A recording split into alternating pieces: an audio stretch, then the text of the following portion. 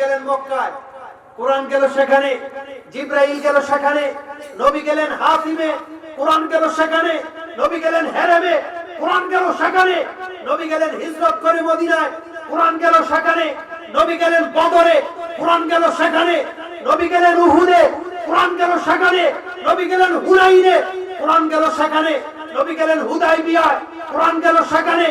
নবী গেলেন মেরাজ করতে বাইতুল মুকাদ্দাস, কোরআন গেল সেখানে, নবী গেলেন প্রথম আকাশ, কোরআন গেল সেখানে, নবী গেলেন দ্বিতীয় আকাশ, কোরআন গেল সেখানে, নবী গেলেন তৃতীয় আকাশ, কোরআন গেল সেখানে, নবী গেলেন চতুর্থ,